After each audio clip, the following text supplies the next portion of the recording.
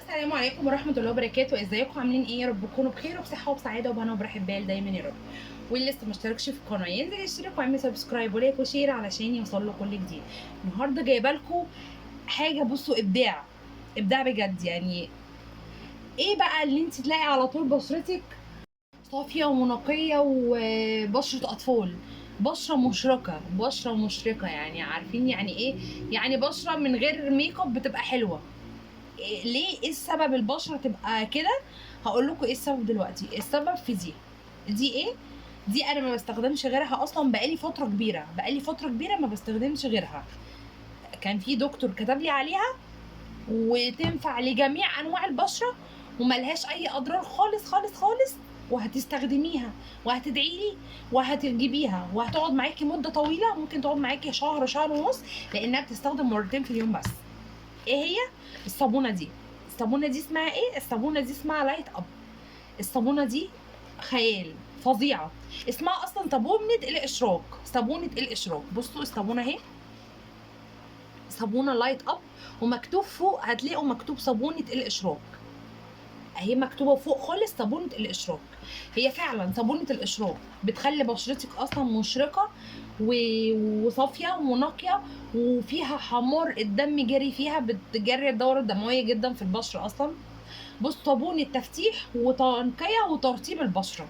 بصوا مكتوب حتى تحت هنا اهو، انا مش عارفه الكلام واضح ولا لا، بس هي مكتوب عليها صابونه تفتيح وتنقيه وترطيب البشره. صابونه انا ما بستخدمش غيرها، والله ما بستخدم غيرها.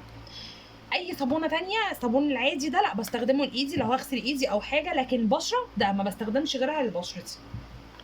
تخلص اجيب غيرها. بتقعد معايا حوالي من شهر لشهر ونص حسب استخدامك. هتستخدميها على جسمك وبشرتك هتقعد معاكي شهر. هتستخدميها على بشرتك بس هتقعد معاكي شهر ونص. انا عشان ساعات بستخدمها على الجسم فايه، بتقعد يعني من شهر لشهر 10 ايام. بتقعد هي اصلا مش كبيره، بس بتقعد كتير، مش بتبوظ بسرعه، لان انت بتشيليها من العلبه وبعد ما تستخدميها بتحطيها تاني في العلبه، او بتحطيها مثلا بتلفيها في كيس ولا حاجه وتحطيها في العلبه تاني، بتقعد معاكي. تمام. الصابونه اسمها لايت اب.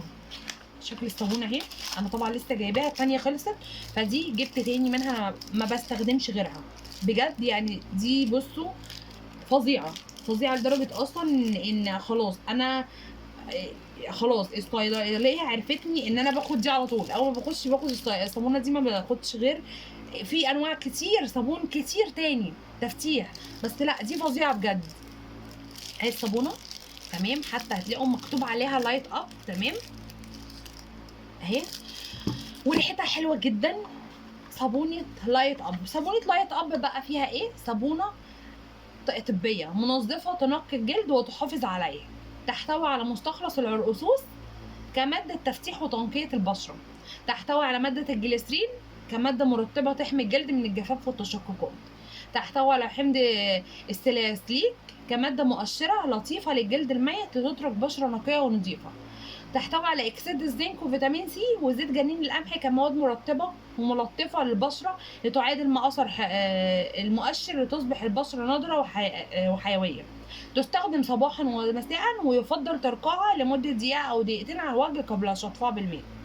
يجب لا يلمس المستحضر العين، وفي حاله حدوث ذلك تشطف العين جيدا وخليها بعيد عن متناول الاطفال. انت بتحطي حضرتك الصابونه، بتبليها شويه كده وتحطيها على بشرتك، تدعكي بيها بشرتك، تحطيها زي الكريم، هي بتلاقيها ملمسها كريمي، بتحطيها على بشرتك. بعد كده ممكن مثلا لو هتاخدي شاور، على بال ما تاخدي الشاور بتاعك تغسلي جسمك ولا حاجه، تسيبيها على بشرتك شويه، دقيقتين، من دقيقتين لخمس دقايق، انا ممكن اسيبها 5 دقايق. وبعد كده تشطفي بشرتك، شوفي النقاء والصفاء، وبشرتك هتبقى عامله ازاي، بجد هتدعيلي. بصوا، لو اول ما تقومي من النوم حطيتيه على وشك، على بال ما تغسلي اسنانك او حاجه، اسنانك او حاجه، بتسيبيها دقيقتين 3 دقايق وبعد كده تشطفيها. مره الصبح ومره بالليل، بس كده. الصابونه اسمها لايت اب. الصابونه بكام؟ الصابونه ب 60 جنيه، بس صابونه تستاهل. يعني السعر 60، بس السعر يستاهل، مش هتدفعي فلوس وخلاص، هتدفعي فلوس على حاجه فعلا هتخلي بشرتك بيبي فيس، مش هتخلي بشرتك حاجه تاني، ولا فيها اصلا اثر حبوب ولا حبايه حتى هتظهر لك. صابونه لايت اب، احلى صابونه جربتها، والله احلى صابونه جربتها. بحبش احلف كتير عشان انا كلامي فيه مصداقيه. لو شايفه الحاجه دي وحشه عمري ما اعمل عنها. تمام كده. اي استفسار اي حاجه ابعتوا لي في كومنت وانا هرد عليكم. واللي لسه ما اشتركش في القناه ينزل يشترك ويعمل سبسكرايب ولايك وشير عشان يوصلوا كل جديد. والسلام عليكم ورحمه الله وبركاته.